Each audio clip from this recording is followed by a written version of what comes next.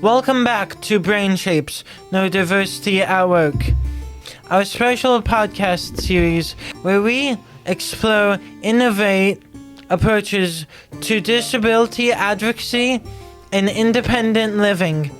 I'm your host, Matty Tricca, and today we're joined by Steve Michelson, the Youth Services Manager at the Northeast Independent Living Program. In my series is co-hosts Sarah Fletcher, the Executive Director of Westford Community Access Television. So, welcome back to another episode on Brain Shapes, Neurodiversity at Work, our special podcast series where we dive deep into innovative approaches to disability advocacy and independence.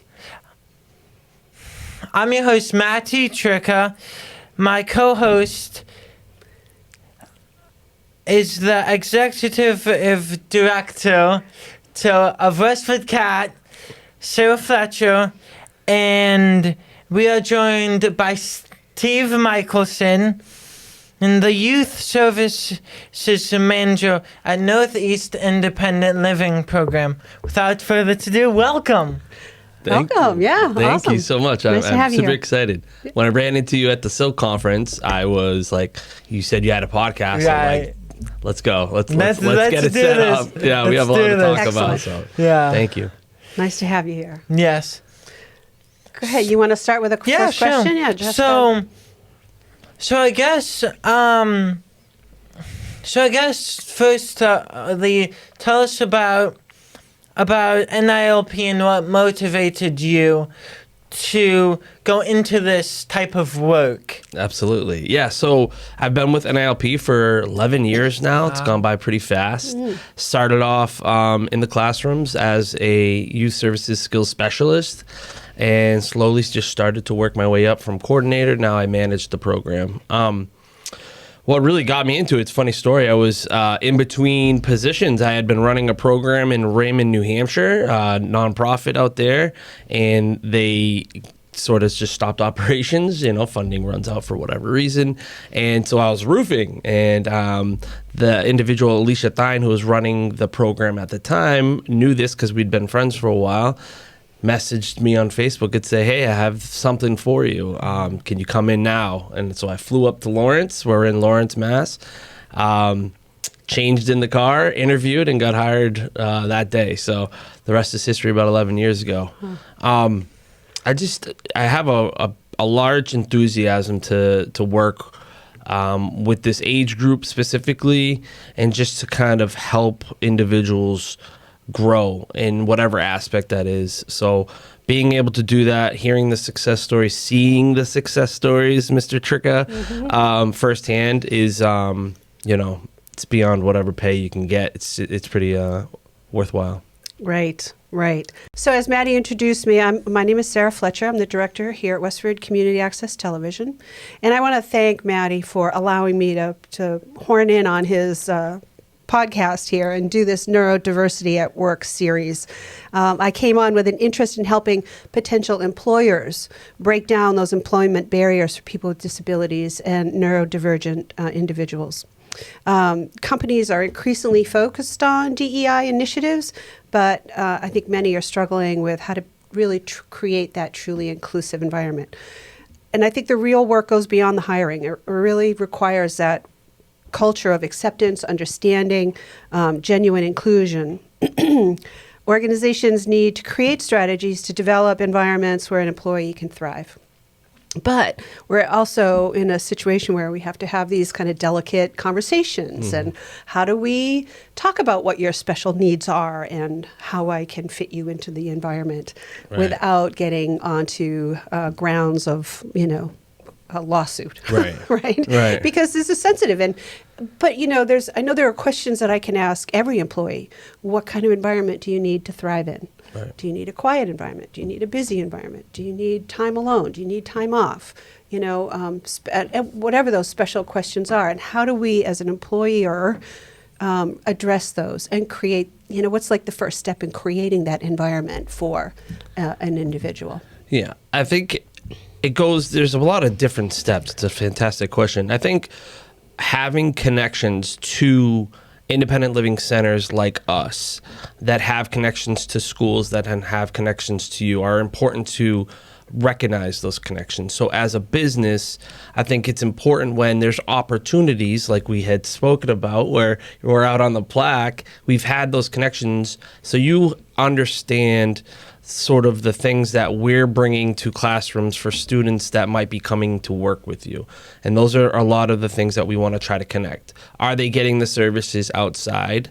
So then they are better prepared to come work. Now, to talk about actual, how to make it comfortable and suitable so that everyone is feeling like they're being utilized and important and, it's a comfortable place to work. I think that kind of comes down to if an individual whatever disability, neurodivergent, if they were given the information on how to advocate and someone at the workplace like yourself or whomever, a manager, is willing to listen and understand.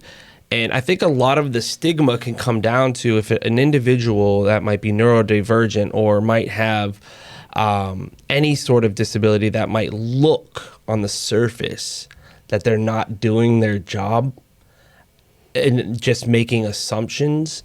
I think getting over that sort of hurdle, because it's easy to assume. It's easy to see an individual who might be struggling maybe with focus or might need an extra break more than the typical individual. And then without understanding that, it's easy for us to assume and think that individual doesn't want to do their job, can't do their job, isn't doing their job. So I think that's where we need to not make assumptions. Once we understand that we're not going to make an assumption and that we're going to try to advocate for you without offending too, which can be difficult, right? Because we don't want to assume that somebody is struggling. We want to try to let them succeed and excel. But we also want to understand that if an employee is struggling and does need to advocate for themselves, how do we get that out of them? Because it's okay for them to let you know, but they don't by law have to tell you either. Right. So that's also a sticky slope. So I think just communication is huge, and just kind of making sure that you those walls of assumptions don't stay up forever. Right. Because it can be hard to come down for sure. Yeah, and I think as a community, I know Westford has a DEI committee, and they're working on a lot of different initiatives. And I think as we all get more comfortable with our own neurodivergence, because who isn't, right? As we all come to understand the differences and allow for that, then it's going to just naturally, matriculate into the work environment, I think.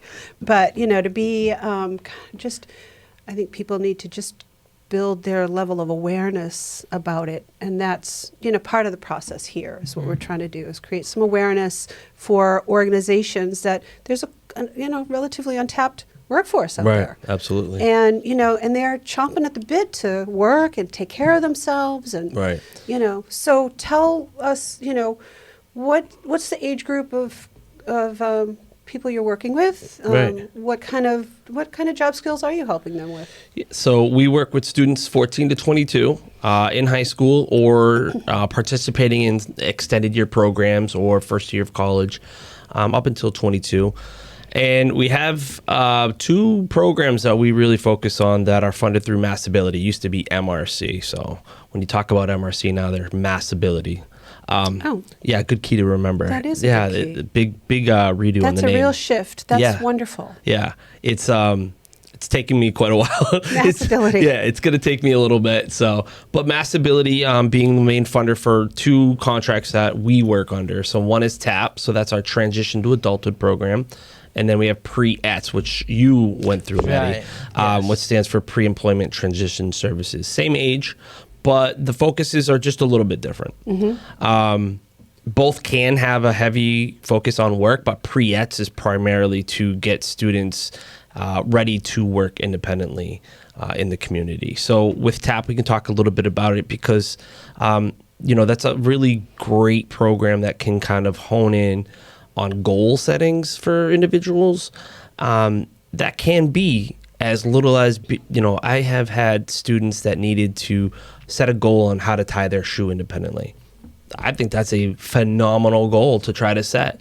And I'm not going to tell you no. So, and then we've had individuals that wanted to set a goal to get their driver's license. So, I mean, there's a wide range through the TAP program that we can work on.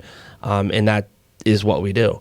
But PREETS is the program that is really what we love when we're in the high schools. It's a group run program. It's a curriculum that's focused based on, we start from beginning to end. So beginning, how do we communicate appropriately? All right. And then how do we get ready for this job interview that we want to get? But, we don't want to just tell you how to get ready for a job interview, because I can tell you how to prepare for one, but I want to tell you that you don't want to go to the job interview smelling bad. You want to talk about the awkward stuff. You want to talk about the hygiene.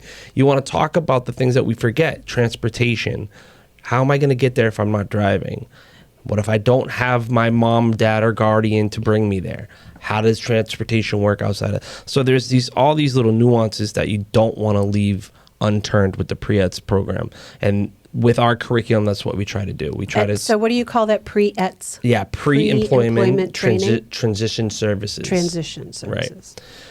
Right. And we've had countless individuals come through this program, go through our internship program, get paid, and a lot of success stories where individuals go ahead and apply for jobs and get jobs. And that's what the main focus of PREETS was. We want to try to get these individuals to try to get the skills needed to keep, and hold on to a job. Because I think the way that Massability wants to look at this is that if they go through PREETS, then a consumer, well, they don't even use the words consumer anymore, it's participants, they're not going to need Massability services, and that's a win, right? Yes. Right, and that's a win for everybody because we want to try to get certain programs to be as successful as possible. Therefore, then you don't need to be reliant on Massability or, say, DMH or DDS and things of that nature. So that's PREETS in a whole. It's just a real heavy focus on beginning to end. How do we get students ready to work independently? And independently is the big word. Not everyone's going to be able to do that at first. But as long as you have the tools and the knowledge to try to keep that job and work independently, then that's, the focus of the contract. And the thing that I love about it too is we're going to allow students to do it over and over again. Oh, and I think that's okay. Yeah. I think being repetitive with programming is a good thing, not a bad thing. Absolutely. Because sometimes it's not going to take the first time around to go through our curriculum to say, I got it. Sometimes an individual might need it once or twice or 3 times. And the fact that we can get them an internship if possible and then compensate them, because as we know, money is a motivator. Mm-hmm. I like money. Maddie, I'm sure you'd enjoy it. I'm sure you do as well. It helps us open up avenues for freedom. And I think individuals appreciate that. It's that freedom. Right. Right. It's Being out, huge. taking care of yourself, making your own money, making your own choices, and, and having the confidence to do that, right? Yeah. Right. Good. And something as an add-on thing, when you discuss, when you said success stories, is like, are there any success stories you know of that are like okay to share? Yeah, I mean, I'll have to keep names out, but we've had we had an individual come through our program out of Chelmsford, Whittier Tech. I don't know, is that too far from here? You guys all seem kind of close. Whittier Tech, it's close to Chelmsford, close to Lowell. You guys are kind of Lowell. Yeah. Like a nice little Greater. triangle around here. Yeah. You got to pardon me. I'm from New Hampshire, born and raised. So Massachusetts, I know Lawrence. Yeah. I know, and then like everything else kind of is like a triangle. Yeah. It's kind of funny. But this student went through our PREETS program and went through it twice, not just one time, but twice, worked at a place that they were connected with through Whittier Tech, was able to get compensated through us. So they were able to build some confidence, gain some skills in regards to how to budget that money they were getting. The way that we, and this is kind of just a side note, the way that we process students to get paid is we don't do the timesheets for them. They're responsible. And if you don't do your timesheet, what happens? You don't get paid. You don't get You paid. don't get paid, Right. yeah. So we try to make it as easy as possible. It's a link. You click the link, you punch in your time, your work week, send it to me. I look it over, we sign it. So as a side note, that's a part of like the learning process is there's a lot of responsibility. Anyways, this student ended up coming through twice. They were able to participate in the internship program. I just recently got put down as a individual for a reference. Gave them a great reference, and as far as I know, they were hired, and so that's Very exciting. cool. We love it. That's awesome. Yeah, Yeah. it's exciting. So, and there's a plenty more like that. I mean, I don't, you're a success in my eyes, Matty, Right. and I don't Thank know you. if you even got the job that we got an internship for you. Actually, I think it might not even have worked out the first time for you at your internship, right? Yeah. But that's okay, right? And that's some stuff that I think you can talk about. Sometimes Yeah. it doesn't work out, but I think that still is a success in ways because it Look. didn't work out in one spot. Didn't work out for a reason. Right. And so you can learn from that. Right, Or exactly. you might not like it there. Exactly. And I want to get out of here. Right. And what I loved about it is that in your particular situation, I think if it's okay to talk about, Yeah. I think you advocated for yourself and you spoke up and you said, expressed some things that you weren't, I don't know if it was either appreciating or whatever the story was. It didn't work out, but that's okay. You were able to find other opportunities and that's real life. Yeah. That's real life. And so I look at you and I see what we're doing now and like that's a success because you were able to garner the skills through the programming, advocate for yourself, and so Yeah. talking about Yeah. success. I mean, I'm looking at everything- one right now. Right. I mean, Exactly. like everything happens for a reason, That's you right. know? Right. Yeah. Yeah. How does the process work on and getting accepted into the two programs that you and NILP provide, if that makes sense? Yeah, absolutely. They're a little bit different. One's a lot easier Right. than the other one. If you are interested in participating in our TAP program, typically I'll have a school reach out, or we do the grassroots effort. And we go out to a school, but we're at a point in our programming where we're not really going out to schools anymore. We've got a good baseline of schools that we go into every year, so it's just about connecting with them. And then a lot of the times, word of mouth, schools talk to other schools, and then they start to reach out. And so with TAP, it's just an online link that we created and put on our website that a parent or guardian fills out and signs and sends back. And then we go out and we start working at the school. So what we'll do is we'll meet with the student one-on-one, establish a goal, objectives, and then we meet with them weekly. That's TAP. Pre-ETS is a little bit more paperwork involved, which is never fun for it's not as hard for us just because we have to get the paperwork and we process it, but it can be tedious for an educator, I assume. So there's 3 pieces of things that we need if we're going to be in a school working with the pre-ETS program. And the process is pretty much the same with TAP. We have relationships with schools, word of mouth, we get into new schools. But if a school has a cohort of students, 3 at a minimum we really like to have, or 15 at max, we need to get a consent, a release of information, and then we need proof of disability. And that can be in an IEP, which is the easiest way to go about it, or it can be like a psych eval or any sort of doctor's information or note. Yeah. It's just, and that's a hoop that stinks because just getting that back from a cohort of 10 students, just say as a number, coordinating that to get parents on board to get that stuff done, it's tough. It's hard on an educator or whomever is in charge of it. So I sympathize with them. I try my best to be as much help as I can. So we have to get those back, and then we submit it to something called VG, or the Virtual Gateway, up through Massability, because they do approval and denial. I've never seen a student get denied, but I think they just need to do it per the contract. And once we get them approved, then we start class. We start a schedule, and we start working with individuals. So you're all school-based then? Or do you have? There are outlying situations where we'll have a student from, say, a school that just doesn't have enough folks to start a group. There's just one student that wants to take part in pre-eds and they don't have anybody else interested.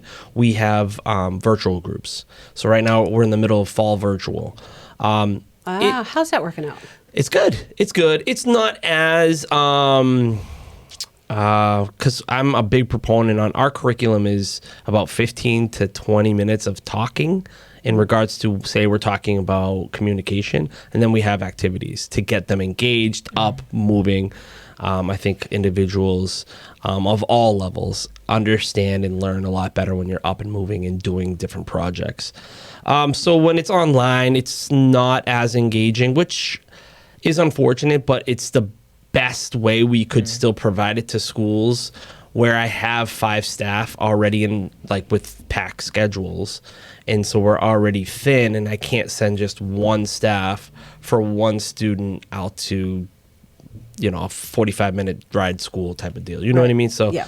If we have, right now we have 3 students that just are in schools that we don't have enough for a cohort. So they join us virtually once a week, 3:30 to 5, and they go through the pre-eds curriculum just virtually. And it's a better than nothing option, and they're still getting the information, they're still getting the support from us, and they still have an opportunity to get an internship if possible. So cool. And how do you get employers to bring on these? And I don't know if they internships or, like, I know we've hosted 3 students from NILP. It's been a little while, but we did have very nice success stories from them. Yeah. And we really enjoyed having them here. We really appreciated that too. And being in a nice tech environment, it was fun. The one young man, he was really into basketball or baseball. I can't quite remember which sport it was, but he did a whole show on baseball stats, and he did his whole program. It was awesome. He was great. He was great. And another that published a nice, in-depth story, journalistic story. He was really quite good at it. That's so amazing. Yeah, it was wonderful to see. And they were so proud of themselves and really accomplished a lot. And it made, I think, everybody feel good, too. You know, I mean, it has a lot of wins to it, especially when you're in a community service. This is sort of easy space for us to bring folks in and try it out. And we love internships of all sorts.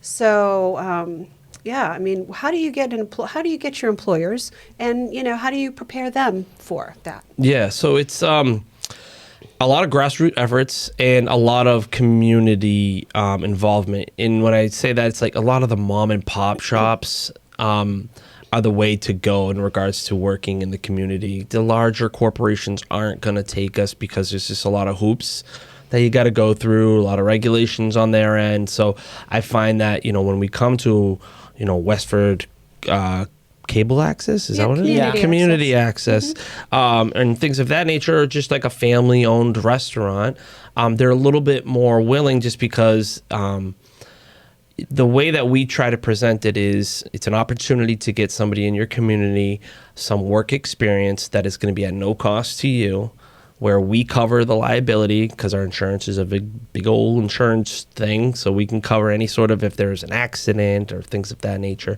And then there's no money out of their pocket. And I think that's huge for them. That's so a essentially, big incentive. Right. It's a big incentive. Especially for a small employer. Right. And so it's free help. But we want them to be able to, treat them just like an employee, communicate with us if there's any issues so we can work on that. And I think it comes back to communicating, just having open dialogue with the owners of the establishment that this individual lives with this sort of, neurodivergency or, vision impaired, things of that, and whatever, just having an open conversation, of course, with the individual's consent and their understand that we're having this conversation. If someone's not comfortable with that, then we don't have that conversation. But the conversation always starts with, we work with students in this population. Right. And so there's an understanding. And so just, having that open dialogue, and just, the easiest way again is just to kind of not go for those big stores. So I mean, that's sort of the process. And I think just having what we like to do with the pre-eds is we do check-ins because we don't job coach. So I think that let's circle back a little bit, is like when we do offer these internships, it's very important that we are putting in individuals that are ready to work independently.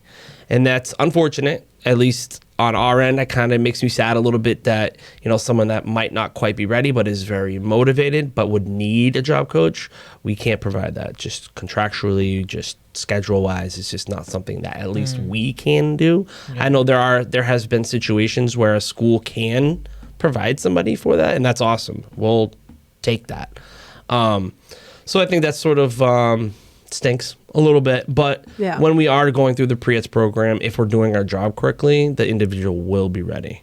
And you want to make sure that they're ready, because you don't want them to get into a situation where it fails. It fails for them, and then it's a sour taste for the employer. Maybe they might not want to do it again.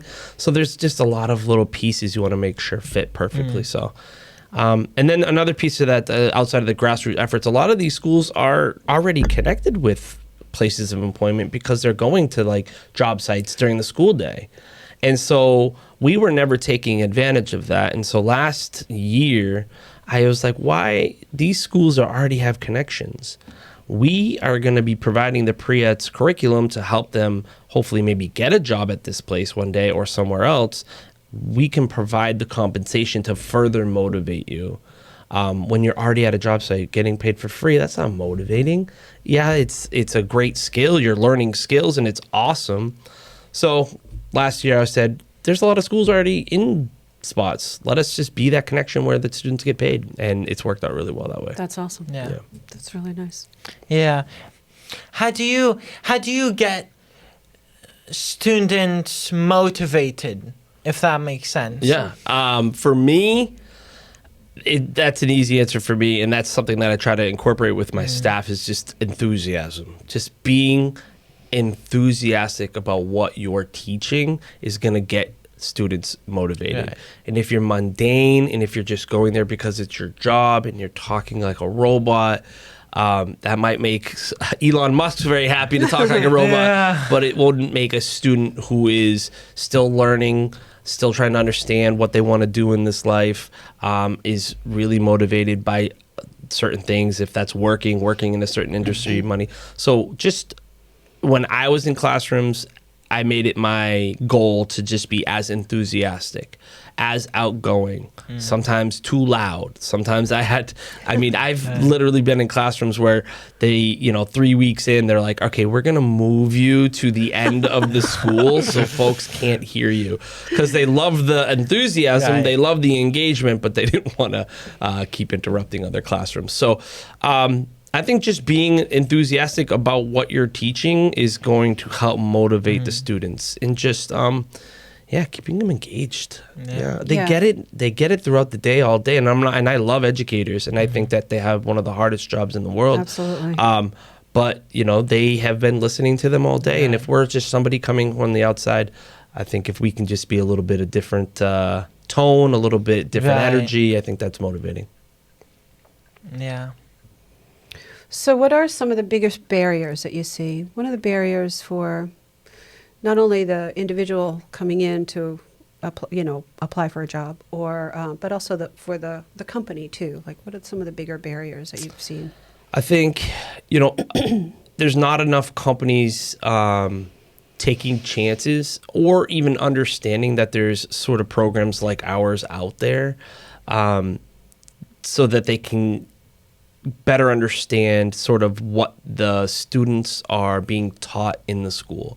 Because I think that, again, it goes back to the, assuming that if this individual is struggling due to neurodiversity or whatever, that they might not be able to do A, B, or C. But they can, because they've gone through the proper education, the proper training, the proper information throughout their high school career, but someone just might not know that. And so if we can better connect employers with the community programs, independent living centers, understanding what the high schools are doing for the students, I think that's a huge piece. And I think students being comfortable advocating for themselves. I think they're fearful. they're scared. They don't want to be, either look as though they're weak or look like they need to be special treatment. Nobody wants to be different. Right. We really, I don't know, it's the homogenization of everything, right? That makes it really hard. I mean, Matty and I had a conversation can I share go for it. Right. Yeah. About, I know that when people had been talking to him all his life, Matty, are you listening to me? Are you paying attention? Did you get it? Did you get it, Matty? And he's, yep, So when he's talking with me or when you're having a conversation, he's always responding to let you know that he's listening, right? That's just a trained behavior. Right. That's not any fault of his. Right. This is just letting people know that he's there and he's with you and he's enthusiastic and he's got a great personality. And so he's all smiles and yeah. But now he's very calmly composed, sitting quietly, listening and having a great conversation. And I think some of that anxiety is maybe gone. I don't know. I'm not going to speak for you. But I see a different level of composure. Yeah. And so every little step that we take is like we learn, right? And I'm learning all the time. I've learned more from Matty than probably most of the people in my life about myself and about my own awareness and about, all the staff, how to approach them and, how to make a successful culture for everyone. Right. That's the important part. It is important. And communication is like the key. And it's, having the comfort level to talk about it, but for an employer to know that I can also talk about it and not worry about a lawsuit or discrimination or, this didn't work out because of this, and this. And that's okay. It really is separate from the disability. Right. 100%. Yeah. And so those are the challenges, I think, for an employer to be confident enough to say, bring it on. We'll, let's make it work. Yeah. And I think just the more that the community or employers are aware, just being aware of the different avenues that are being provided for not just students that are struggling with various disabilities, but the students in Gen Pop, just in high school alone. There, what services are being provided out there, so you have a better understanding that when, this individual comes to apply, I understand that they've gone through certain programs, so I'm going to be confident that they're going to be able to do what they're supposed to do here at the job. So I think, communication from independent living centers like us, even the school to the community, taking advantage of places like this to get the word out, is important. So communication is huge. It really is. It is. And, that's a skill set. And I'm sure half the workforce out there would benefit from your pre-employment training program. Right? It would. Absolutely. We should all go through that. It's hard to learn as you go.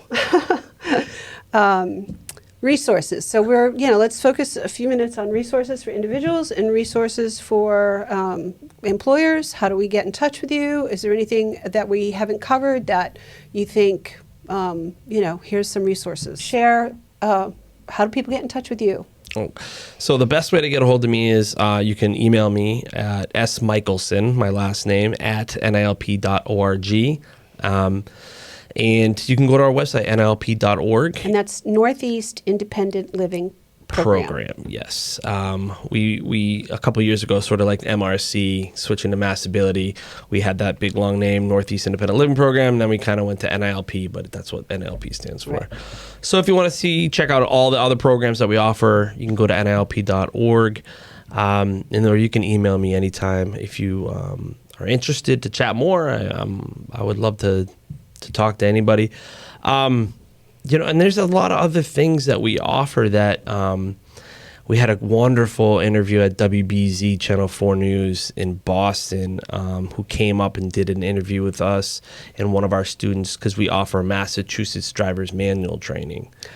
Oh, right. So every really? February and April vacation for a week, we offer 2 students to go through the entire driver's manual in an easy to follow process, all put out there on PowerPoints for students.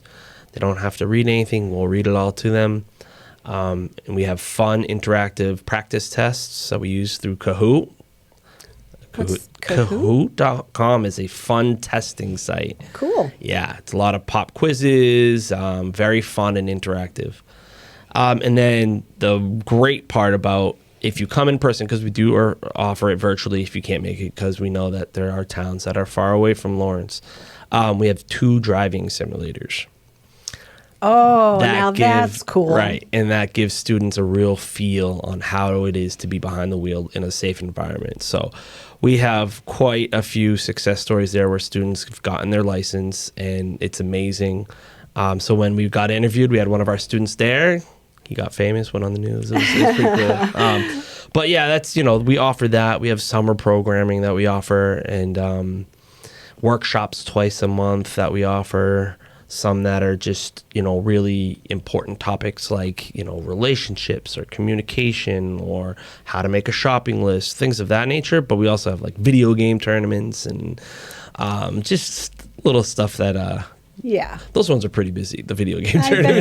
they are. I bet. Shopping list ones, not so much. We could do a video game meetup here sometime. Yeah. We did that a couple summers ago. Absolutely. Yeah, it would be fun. All of our services are free. I love when I have meetings and a teacher's like, all right, this sounds awesome. So what's the cost of this? And I'm like, well, if you want to sign me a check for, a couple $100, I'll take it, but we're free. We are 100% free. Nice. So, and we're happy to be able to provide those services at zero cost.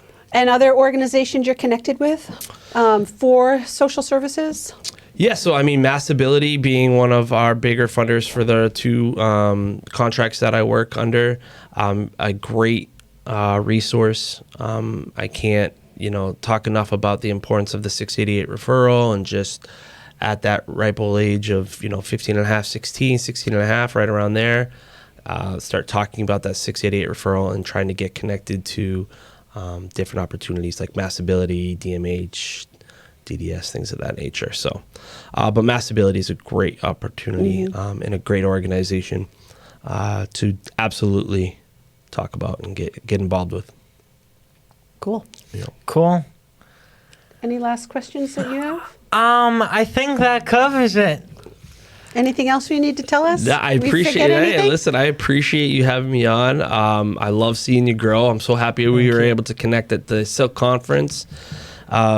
Just keep doing your thing. You ever need me, call me down. I'll be here to help out. Awesome. This is awesome. You guys are doing a great job here. Thank This you. is really Thank cool. you. Thank you. And I know we talked about it before. We'll try to get back into Westford. Yeah, if you have some students up connected this way, again. that's we're open to that. Absolutely. So Yeah. that would be great. I appreciate the time. Yeah, well, we thank you for coming in and doing this interview, and that does it for this episode on Brain Shapes, and See you next time. see you next time. Thank you. Thanks again, guys.